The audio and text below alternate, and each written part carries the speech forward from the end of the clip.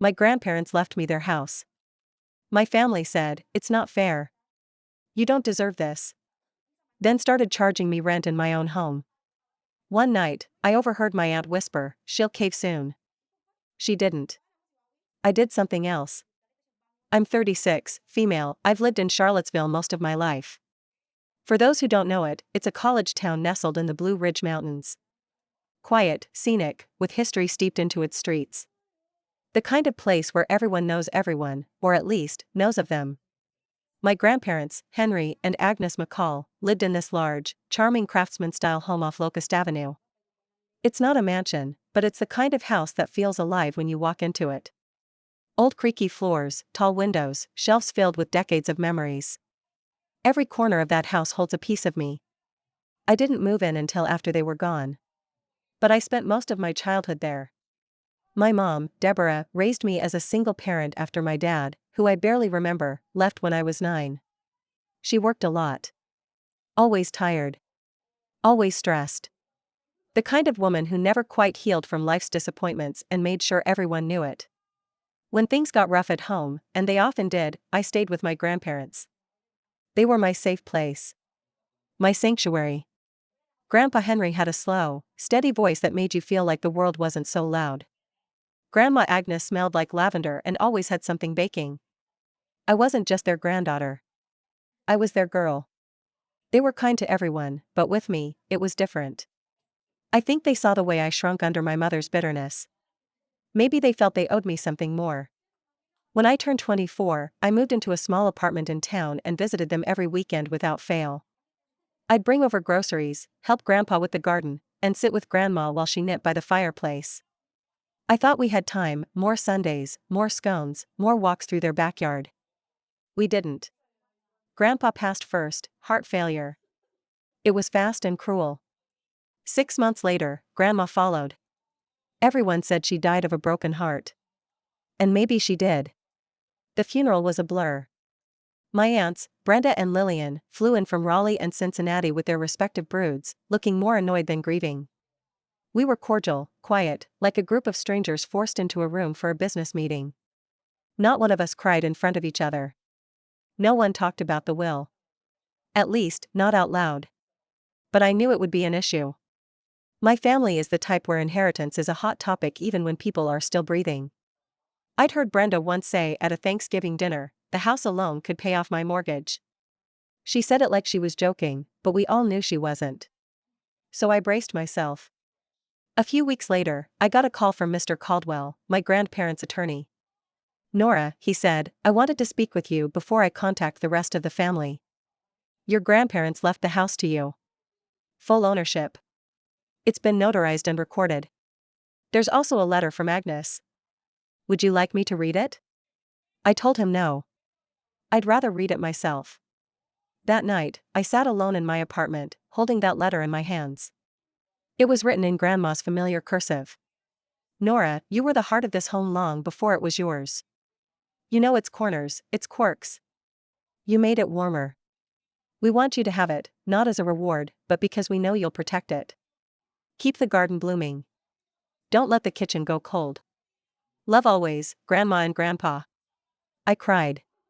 For a long time. Then the storm began. Brenda called me within 24 hours. I barely got a word in before she started yelling. "You manipulated them. That house was supposed to go to all of us. You think you're better than your mother? Better than us?" I hung up. Lillian left me a voicemail. "I don't know what you said to them, but it's disgusting. That house was the family's. You had no right." Even my mother called. Not yelling, just disappointed. Quiet and cold. She said, "I raised you better than to take what isn't yours." That one hurt the most. I stayed quiet for weeks. But I wasn't going to give it up. I knew what they wanted. Not the home. The money. They wanted to sell it, split the profits, move on like it was just another transaction. I couldn't let that happen. So I moved in. The house was dusty, untouched since Grandma passed. I spent days scrubbing the floors, washing every dish, vacuuming rugs that hadn't seen daylight in months. I found old photo albums, letters, even Grandpa's baseball glove tucked behind a bookcase. I tried to settle in. Tried to grieve in peace. But they wouldn't let me. Brenda's son, Darren, showed up one Saturday morning. No call. Just knocked on the door and walked in like he belonged. Just checking on the place, he said. Making sure it's being looked after. It is a family home, after all. I asked him to leave. 2 days later, I found an envelope in the mailbox. No return address. Just a typed note: since you're living in the house rent-free, it's only fair you contribute $800 per month should cover your share. Payable to Aunt Brenda.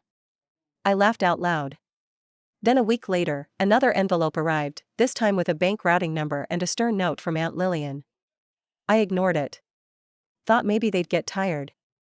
They didn't. More letters came. Brenda emailed me from a burner account. My mother started hinting about how money could help everyone right now.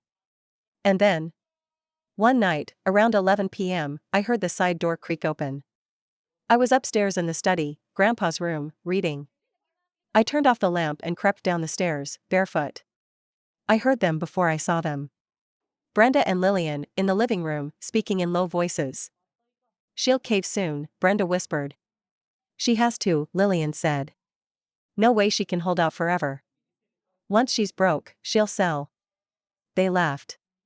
I didn't confront them. I just stood there in the dark, heart pounding. They let themselves in with the spare key under the porch stone, one I hadn't moved yet.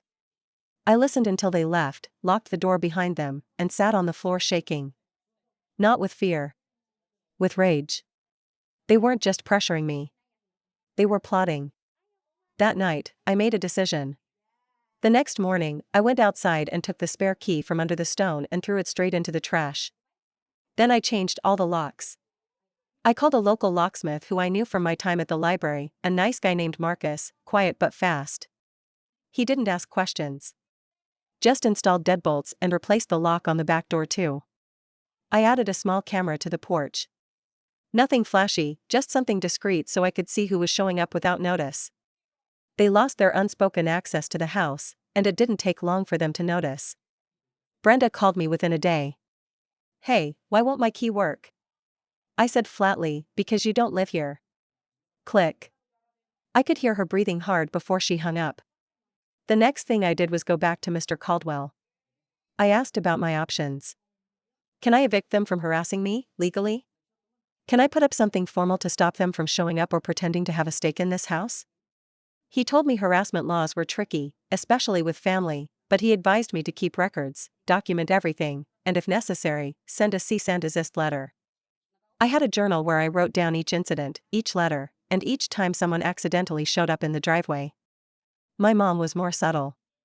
She stopped by one morning, unannounced, holding a bag of groceries like everything was fine. She walked in like she still had the right, put the bag down, and began unpacking. I thought I'd cook you something, she said without looking at me. I stared at her.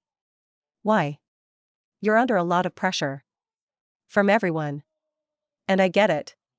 No. Why are you really here? She paused. Gave me that look she always used when she was about to guilt me into something. You know what your grandparents did wasn't fair, right? I felt the words twist in my stomach. What they did was their choice. They weren't thinking clearly. They were old, Nora. You were there all the time, you don't think that influenced them? I didn't answer. She kept going. Your aunts are just trying to make things fair. Nobody's trying to hurt you. You sent me an invoice for rent, Mom. She shrugged like it was nothing. They thought it was the only way you'd listen. I asked her to leave. She didn't fight me on it. Just packed the groceries back up, quietly, and walked out. That was the last time she came by in person. It was strange, seeing how quickly people could turn on you over something that wasn't theirs to begin with. A house they barely visited. A home they never loved the way I did. But to them, it was cash. A windfall. And I was standing in the way. In the weeks that followed, they escalated. Darren, Brenda's son, started spreading rumors around town. I heard from a neighbor, Mrs. Collier, an old friend of my grandma's, that Darren was telling people I manipulated my grandparents into giving me the house. That I pressured them when they were vulnerable. That I was isolating myself because I felt guilty. Charlottesville is small. Things get around. My coworkers at the library started asking me if I was okay. People I hadn't spoken to in years were suddenly sending vague Facebook messages like, "Just wanted to check in. Heard there's been some family tension." It felt like drowning in whispers. But the house gave me strength. I'd come home, take off my shoes, and walk through each room slowly.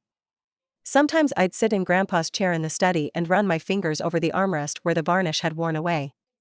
Other times, I'd cook in the same pans Grandma used, letting the smell of onions and thyme fill the kitchen like it used to on Sundays. They wanted me to feel alone. But I never really was. One day, I went up to the attic and opened the cedar trunk again, the one where they kept old photographs, letters, and small keepsakes. I found a sealed envelope I hadn't noticed before. No address. No name. Just for her written in Grandpa's careful handwriting. Inside was a small note and a folded check.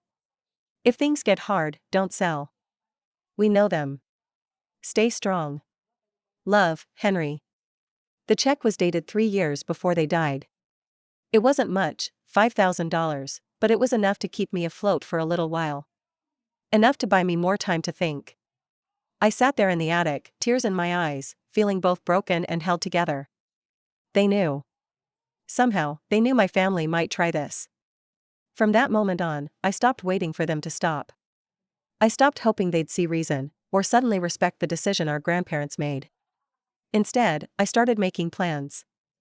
I started calling around, to people who might know something about house preservation, community trusts, local heritage groups. I didn't want to lose the house, but I didn't want it to become a battleground either. That's when someone told me about the Charlottesville Historic Society. They preserve historic homes, help maintain their structure, and in some cases, convert them into public landmarks or museums. I wasn't sure if it would work, but I set up a meeting. I invited a representative over, gave them a tour, told them about my grandparents, the history of the house, the garden, the years of memories. They listened. Took notes. Took pictures. 2 weeks later, they came back with a proposal. I could transfer ownership to the society under a preservation trust. The house would be protected under city ordinance, no one could sell it, tear it down, or repurpose it without approval. In exchange, I could remain in the home as a live-in caretaker, indefinitely. I'd be responsible for upkeep, tours, and maintaining its historical integrity. It wasn't what I expected. But it was something. Something bigger than me. I didn't sign anything yet. I needed time. The letters and texts kept coming. Brenda now claimed she was owed back rent and threatened to take me to small claims court.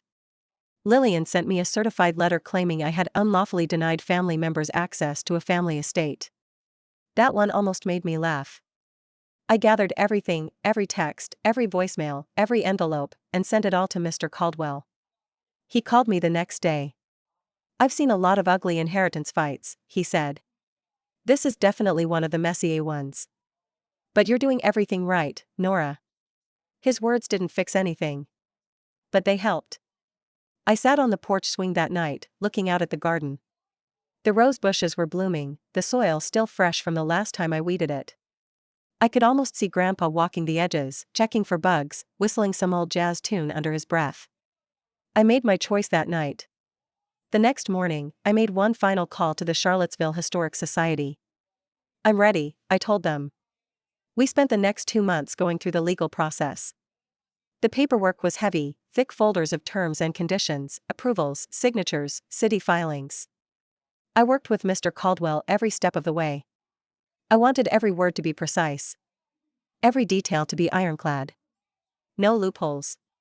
No backdoors. When it was done, the McCall house was no longer mine in the way people think about ownership, but it was safe. It was now under a historic preservation trust. Protected. Untouchable. And best of all, it couldn't be sold.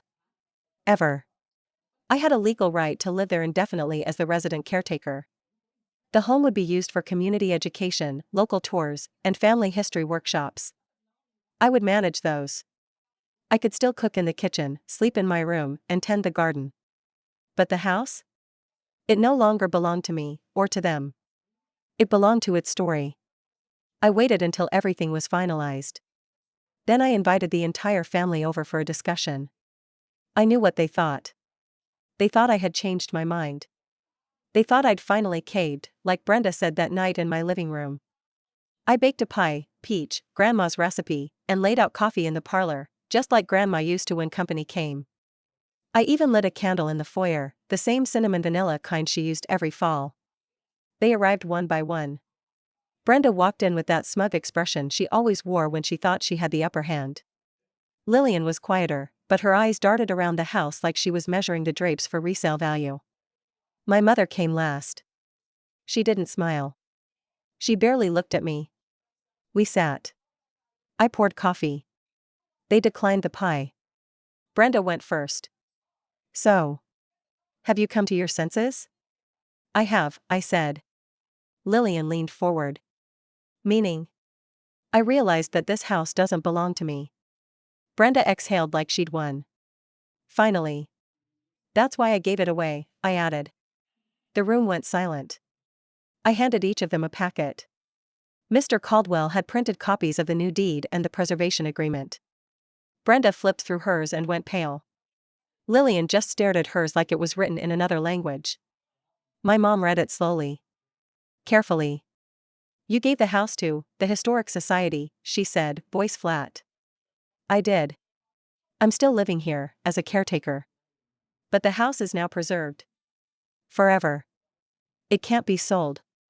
It can't be divided. It's legally protected as a historical site. Brenda's mouth opened and closed twice before any sound came out. You can't just, what the hell is this? You wanted me out. You wanted to sell. So I took that power away. Now no one can have it. And it will never be torn down or turned into some Airbnb. Lillian muttered, you're insane. No. I'm faithful, I said quietly. To them. To what this house really was. Brenda stood up, face flushed. You're selfish. You've always been selfish. This was our inheritance. No, I said calmly. It was their home. You just saw a paycheck. She stormed out, muttering curses under her breath. Lillian followed, muttering something about calling a lawyer. I didn't bother to respond. Only my mother stayed seated. She stared at her cup for a long time. Then finally looked at me. You always were more like your grandparents than any of us. She stood up and left. No yelling. No guilt trip. Just, gone. That was the last time I saw any of them in person. Brenda sent more emails, accusing me of ruining the family legacy. Lillian tried to contact the Historic Society directly but found out they couldn't reverse the deed. My mother didn't reach out at all. And I felt peace for the first time in years. The local paper ran a feature on the house a few months later, local family home preserved as community treasure. They used a picture of me standing on the porch, next to Grandma's rose bushes. I didn't smile in the photo. I just stood there, hands folded, proud and still. Kids from nearby schools come for tours now. I teach them about life in the 1950s, about Victory Gardens, about family traditions. I tell them how the house was passed down not for money, but for memory. Sometimes I see people walking by, stopping to read the plaque on the gate. One woman came up to me recently and said, "You must be proud. Not everyone would have done what you did." I just nodded. This house almost broke me. But in the end, it broke them instead. And I didn't have to scream or fight or tear anyone down to get justice. I just had to do the one thing they never expected me to do, take their power away, quietly, completely, and forever.